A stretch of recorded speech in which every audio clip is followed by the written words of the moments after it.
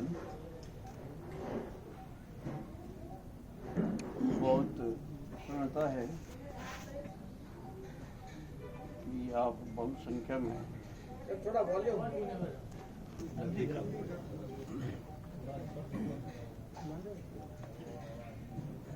पंचायत राज के चुनाव में जीत करके आए हैं और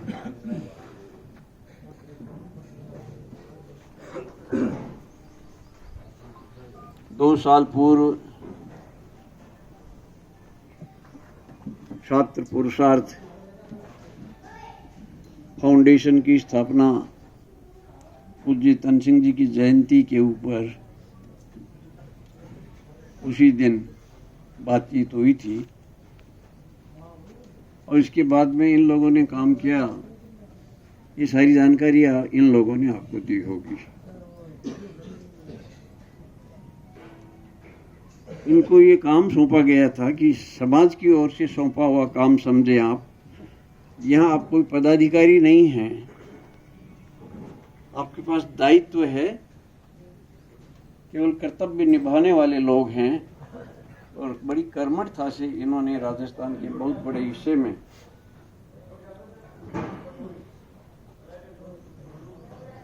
लोक संग्रह किया, लोगों के पास गए और अपनी उस संस्था के बारे की आवश्यकता के बारे में बताया। उस संस्था में कई प्रकट में कई अप्रकट रूप से बहुत सारे हमारे समाज के अधिकारी गण भी जुड़े हुए हैं। आवश्यकता महसूस हुई कि छोटे छोटे काम में गांव में पंचायत स्तर पर, तहसील स्तर पर हमारे काम अटक जाते हैं। हमारा राजनीतिक वर्चस्व न होने के कारण अथवा लोक संपर्क न होने के कारण उसका कोई समाधान हमको खोजना चाहिए।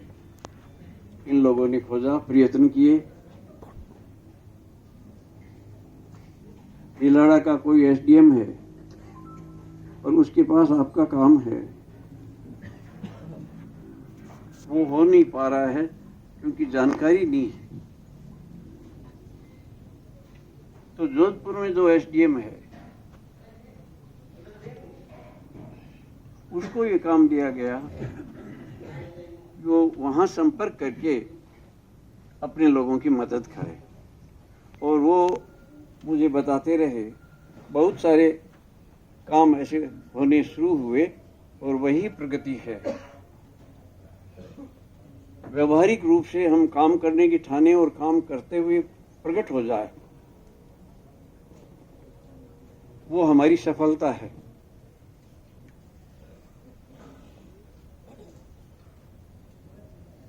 इन लोगों को कहा गया कि आप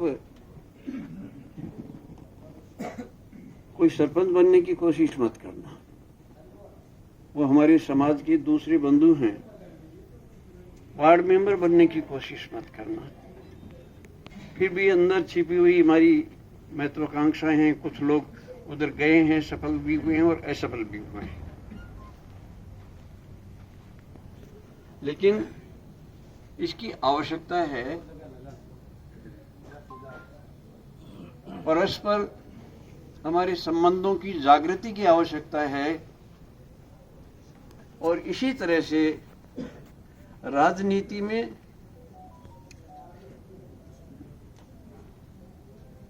हमारा प्रतिनिधित्व जो कम हो गया है उसको ठीक कैसे करें, उसका स्तर कैसे बढ़ाएं, उसकी संख्या कैसे बढ़ाएं। तो जो हमारे पर लांछन लगा करते थे कई बार वर्षों पूर्व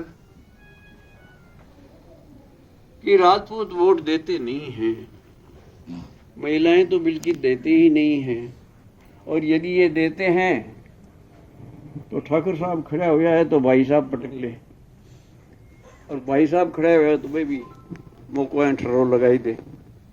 ये हमारी कुछ व्यवस्थाओं में कमी के कारण, इस भाव की कमी के कारण ये होता रहा। अब आप मुझे दिखाई दे रहे हैं काले बाल वाले सरपंच, युवा सरपंच, रोड सरपंच, वो वृद्ध लोग भी आए हैं। अपने दो चीजें जाननी चाहिए। मुझे पता नहीं सरकार क्या कोशिश करती है उनको बताने के लिए कि आपका कर्तव्य क्या है, आपका अधिकार क्या है, कैसे जन उपयोगी आप बन सकते हैं। जिस काम के लिए आपको चुना गया है, क्या आप जानते हैं कि मुझे क्या काम करना है? सरपंच बन के, वार्ड पंच बन के, अथवा प्रधान बन के, जिला प्रमुख बन के क्या लोगों का नमस्कार ही लेना है और अकड़ करके चलना है ताकि दूसरी बार कुछ बने नहीं? इस ऐंठन को, ये अहंकार युक्त जो विकार है हमारे अंदर, उनको नहीं उगने दें, इसकी सावधानी हमको रखनी है। तो एक आपको क्या कर सकते हैं, ये जानकारी लें। मेरे ख्याल से ये पंचायती राज इस प्रकार की जानकारियां उपलब्ध कराता है। शिविर भी लगाते हैं, हो सकता है अभी नहीं लगा हो या लग गया हो। वो जानकारियां देने के लिए ऐसे पैम्पलेट्स और साहित्य भी छप के ग्राम पंचायतों में भेजे जाते हैं। लेकिन सरपंच को फुर्सत नहीं है, जिसने मुझे वोट दिया नहीं दिया उसका मुझे क्या करना है, उसमें ही सोचने में रहते हैं, तो वो लोग काम नहीं कर सकेंगे। मैं तो ऐसा सोचता हूं, आदर्श तो ये है कि आपने वोट नहीं दिया है, उसका क्या करना है, उसका बुरा नहीं चाहना है, उसको अपना बनाना है। तो अपने लोगों को जिस तरह से आप महत्व देते हैं, अपने लोग मतलब जिन्होंने वोट दिया, और जिन लोगों ने वोट नहीं दिया उनका एक सा व्यवहार रखेंगे, तो आप राम बन जाएंगे। और केवल अपने ही बारे में सोचेंगे तो रावण बन जाएंगे। आप क्या चाहते हैं, ये आप पर निर्भर करता है। तो जो कोई समस्या है, ये सुन रहा है, ये सुन जाइए,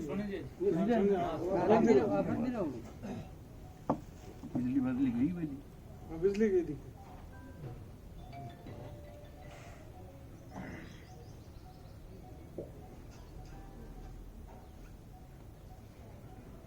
बहुत बड़ा दायित्व है आप लोगों पर आ जाता है। जिस गांव से आप सरपंच बने हैं, जिस वार्ड से आप वार्ड पंच बने हैं, जिस पंचायत समिति से आप प्रधान बने हैं, अथवा और कुछ बने हैं, या नगर निगम के कोई पार्षद बने हैं,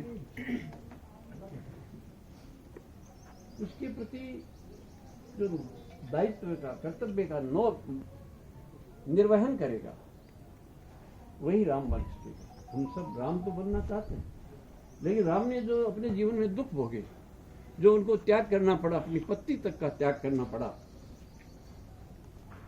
राजधर्म को निभाने के लिए क्या आवश्यकता पड़ी थी। सीता जी खो गई थी, उनको वापस भी ले आए थे, लेकिन खुसर खुसर सुनते ही तुरंत अपनी पत्नी को कहा कि अब हम साथ नहीं रह सकते, तुमको अपनी परीक्षा देनी पड़ेगी, और इसके बाद तुमको ऋषि वाल्मीकि के आश्रम में रहना पड़ेगा, मेरे साथ नहीं रह सकते।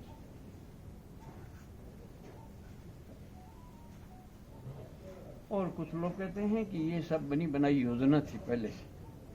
हमको लगता है कि ये सजा दी गई कि उनको भगवान मानते हैं हम, तो अनजाने में नहीं हुआ है सभी। उनकी पत्नी का चला जाना भी उन्हीं का विधान, उन्हीं की विधान के अनुसार हुआ है। रामायण आप पढ़ेंगे तो आपको पता चल जाएगा।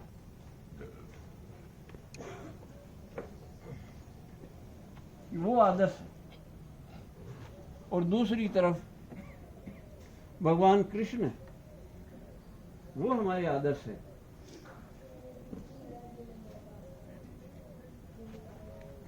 जो उनकी 8 पत्नियां बताते हैं, सभी ने उनका वर्ण किया था, उन्होंने किसी का वर्ण नहीं किया।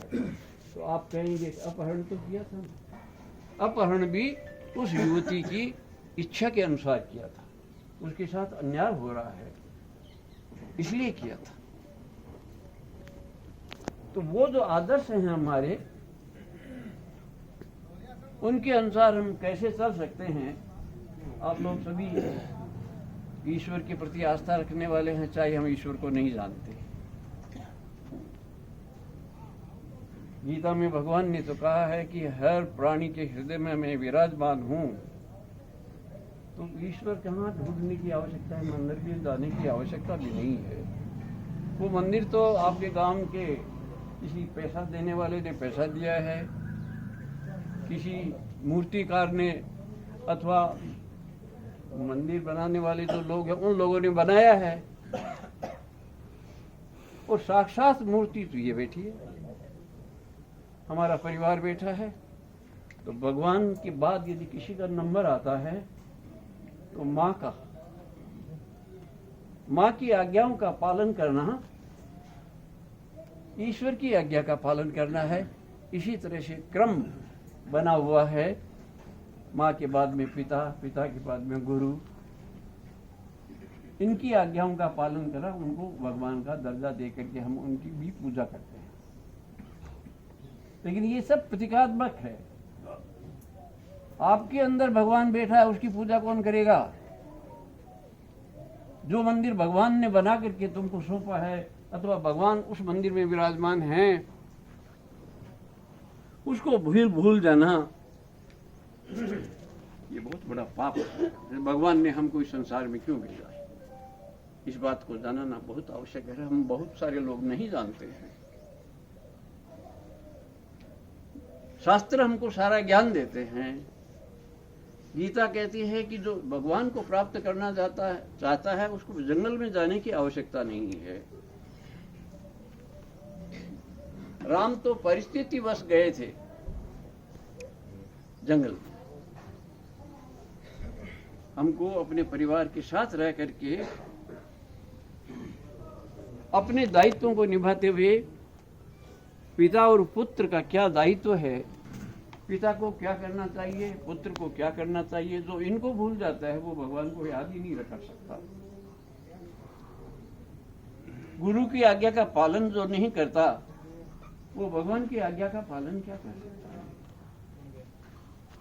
गुरु ने जो सेवा दी है वो भगवान की दी हुई सेवा है। उस सेवा से हम सीढ़ी दर सीढ़ी चलते हुए ईश्वर तक पहुंचे। भगवान ने हमको भेजा है तो कुछ न कुछ करने के लिए भेजा है। ये मानव देह ऐसे ही नहीं मिलती है। बड़े भाग मानुष तन पावा। देवताओं को भी ये दुर्लभ है, हमको मिली कई जन्मों के बाद हमारे सुकर्मों के फल स्वरूप, और उसको हम यूं ही नहीं खोते। वोट दे करके, वोट ले करके, धन का संग्रह करके, विवाह करके, पुत्र विस्तार करके, अब उनके लिए जीवन भर गधे की तरह से दौड़ते रहना, इसके लिए भगवान ने ये शरीर नहीं सौंपा है। कहते हैं कि 84 लाख योनियों में ये मानव जीवन ही एक ऐसा है जो भगवान को स्वयं को प्रिय है, सबसे नजदीक है। इससे आगे का रास्ता सीधा भगवान तक जाता है। और यहाँ से हम यू टर्न कर लेते हैं उसको भूल करके, किसी न किसी लालच के कारण, किसी न किसी स्वार्थ के कारण, किसी न किसी अहंकार के कारण, तो अपने आप के साथ धोखा होगा, भगवान के साथ होगा, और माता पिता भी दोषी बन जाएंगे। तीनों लीक रहो, ये भी पूछो, किसका शिष्य है ये भी पूछो। और आप सब लोग जो कुछ भी करते हैं, मैं आपसे अलग नहीं हूं, मैं आपके साथ हूं, लेकिन मेरे पास भी आपकी सूचनाएं मिलती रहती। क्या गलत काम कर रहे हैं समाज में लोग, जो जिनको अच्छा करना था लेकिन नहीं कर रहे हैं, और किसी जिम्मेदार व्यक्ति को भी ओढ़ मत दिया जाता है। कितने आपके गांव में लूट मार, अन्याय, चोरी जोरी सब होता है। तो उस सब को रोकने के लिए क्षत्रिय को बनाया गया था। तो क्या सरपंच होने पर ही क्षत्रिय बनते हैं? इससे पहले हमारा कोई दायित्व नहीं है। राज हमने बहुत ज्यादा नहीं किया, बिना राज के ही हम रहे थे, लेकिन कर्तव्य का पालन किया। उस कर्तव्य का पालन करने की मैं आपको याद दिलाता हूं कि आप राजपूत के नाते यहां आए हैं, तो वह नाता नहीं भूले।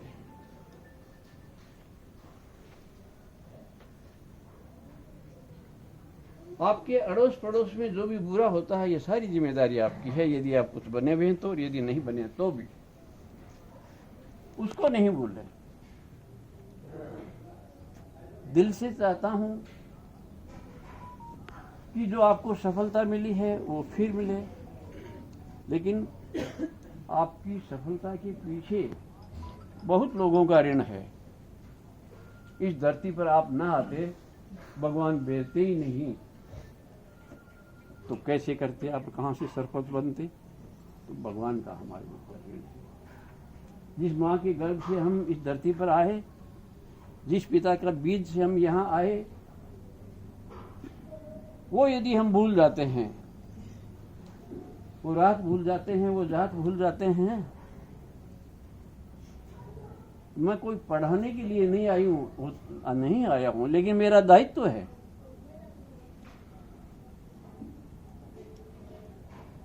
कि जो मुझे अच्छी लगती है बातें, लोगों को चाहे बुरी लगे तो भी तुमको कहनी है। मैं आपका दिया हुआ अन्न खाता हूं और आप भी लोगों का दिया हुआ ही खाते हैं। सब अन्न उत्पादन करने वाले लोग नहीं है, लेकिन अन्न तो हम खाते हैं। सब कपड़ा उत्पादन करने वाले नहीं है, लेकिन कपड़ा हम पहनते हैं। सब मकान बनाने वाले नहीं है, लेकिन हम मकानों में रहते हैं। इन सब लोगों का हमारे ऊपर कर्जा है।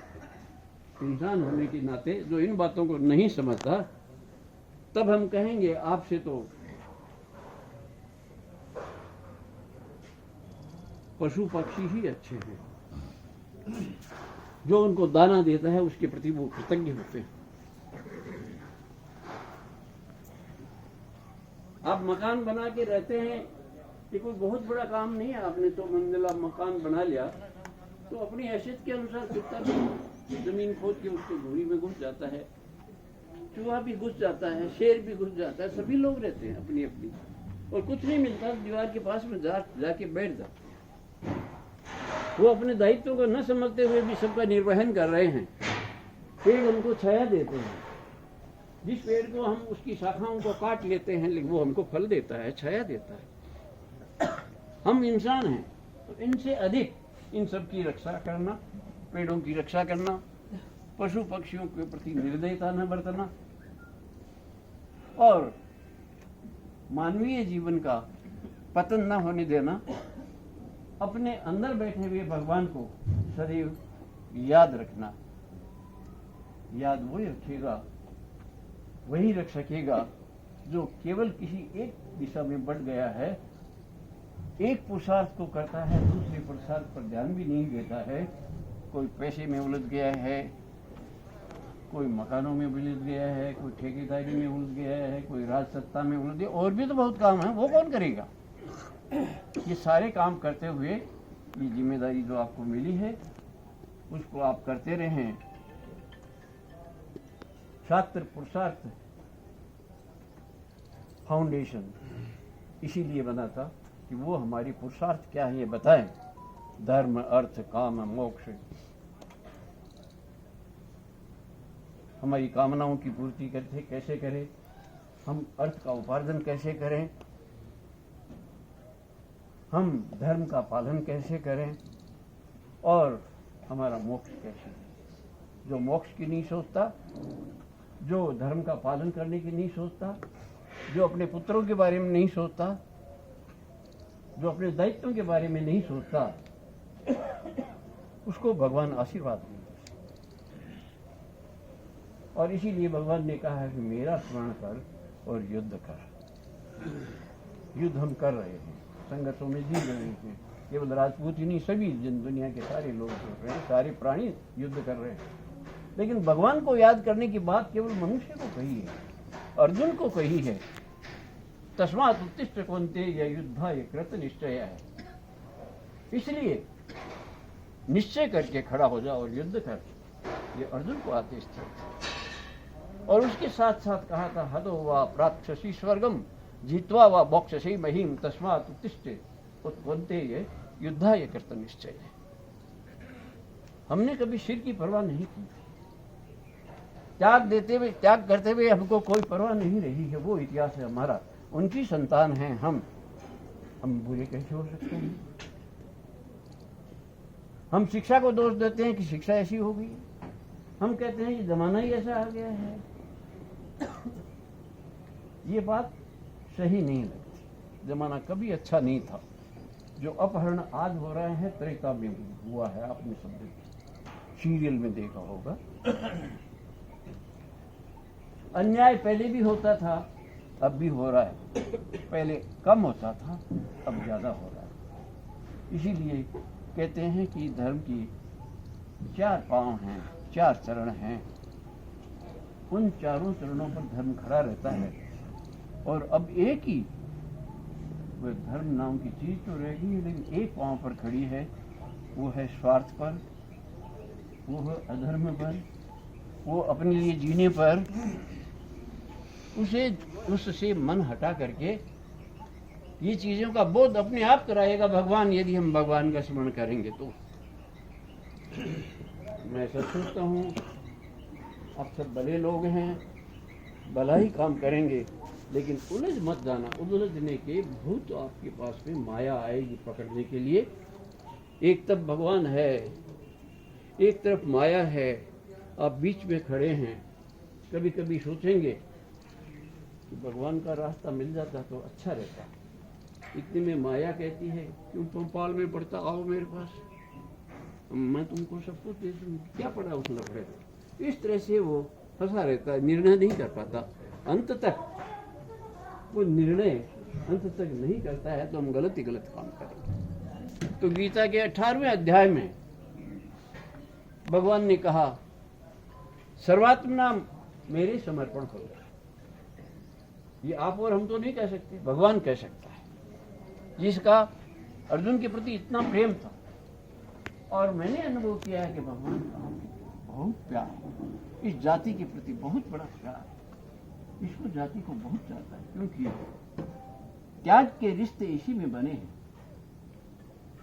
त्याग के सामने हमने कुछ नहीं ग्रहण किया। वो त्याग में जीवन यदि हमारा नहीं बनता है तो भरपेट खाने से तो नहीं बनेगा। खाएंगे कम पड़ जाएगा, रोग हो जाएगा, पैसा अस्पताल में चला जाएगा, आपको क्या मिलेगा?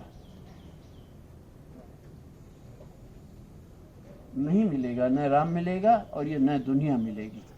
ये दुनिया मिलेगी तो रोगग्रस्त मिलेगी, आपका गला पकड़ने वाली मिलेगी। आप अखबार में रोज पढ़ते होंगे, बेटे ने बाप को मारा, बाप ने बेटे को मारा, पत्नी ने पति को मारा और पत्नी ने पति को मारा। ये बातें आप पढ़ करके हम बातें चर्चा करके देखो क्या लिखा है। ये हमारा काम नहीं है। उसका रुख बदलना, तो सारा का सारा संसार ने एक गलत रास्ता पकड़ लिया है। उस गलत रास्ते को सही रास्ते पर लाने का काम क्षत्रिय का है, राजपूत का है। अब आप नहीं करेंगे तो ये तो गलत ही जाएगा। तो क्षत्रिय युवक संघ की पीड़ा भी यही है कि गलत रास्ते जा रहे हैं सब लोग। हमने इनको बहुत समझाया, लेकिन इनको ये सुखदायी नहीं पड़ता, दिखाई पड़ता। ये काम भगवान का है, भगवान का काम है, वो होके रहेगा। गीता में अर्जुन को कहा है कि चाहे तू भीख मांगी खा लेगा, तू गुफा में जाके छिप जाएगा, लेकिन तेरी क्षात्रवृत्ति तुम्हें बैठने नहीं देगी। हम कोई कुकर्म करेंगे, बैठे नहीं रहेंगे। तो कुकर्म से रोक करके सुकर्म की ओर लगाना, इसका नाम है संस्कार। क्षत्रिय युवक संघ संस्कारों की निर्माण के लिए आपके ही बच्चों को शिक्षण देता है। सब कोई संस्कारित हो जाते हैं, इसका दावा हम भी नहीं करते, क्योंकि अधिकतर तो वो या तो आपके पास रहते हैं या टीचर्स के पास रहते हैं या अपने दोस्तों के पास रहते हैं। क्षत्रिय युवक संघ ने कभी कभार 4-5 दिन के लिए शिविर में आता है, और जो वो वातावरण बनता है ऋषियों का सा, ऋषिकुल का जैसा, वो आपके पास आकर के आपको जो जीवन देखते हैं, उस जीवन को देख करके वो भी सब कुछ विसर्जित हो जाता है। क्षत्रिय युवक संघ दिमाग में नहीं रहता, भगवान की बात नहीं रहती। क्षत्रिय युवक संघ ने तो अपने जीवन के उद्देश्य के बारे में भी स्पष्ट किया है। सब प्राणियों का जीवन का उद्देश्य ईश्वर को प्राप्त करना है, और क्षत्रिय क्योंकि ताग में जीवन बीताता है, इसलिए क्षत्रिय मुझे बहुत प्रिय है। अर्जुन को बार बार कहा है, तू मेरा सखा है, तू मेरा शिष्य है, मेरी बात को मान ले, तो सर्वात्मना तू मुझे स्वीकार कर ले, तो मैं तेरे जीवन में कोई अभाव नहीं आने दूंगा। तेरे योग और क्षेम का वहन मैं करूंगा, जो तुम्हारे पास नहीं है वो मैं दूंगा। और हम सोचते हैं कि चीफ मिनिस्टर देगा। चीफ मिनिस्टर इनकी क्या औकात है बापरों की? ये तो खुद दुखी है, रात को नींद नहीं आती, दारू पी के सोते हैं या गोली लेके सोते हैं। उनसे आप क्या कल्पना करते हैं? और कल आप भी यही करोगे, उलझोगे तो यही करोगे। तो भगवान ही हमको बचा सकता है, भगवान को कभी भूले नहीं। ये काम दो दायित्व मिला है, ये भगवान का दिया हुआ है, जनता ने नहीं दिया है। ये संयोग एक ऐसा बैठा है कि चुनाव आए, आपको अवसर मिल गया, लोगों ने वोट दे दिया, जीत गए। अब जीत गए तो जीते हुए ही रहो। इसलिए क्षत्रिय युवक संघ कहता है विजयी हो। आप लोग बार बार विजयी हों और सफल होकर के और अच्छा काम करें, तो आपकी सफलता को कोई फिर रोक नहीं सकेगा। जय संसद।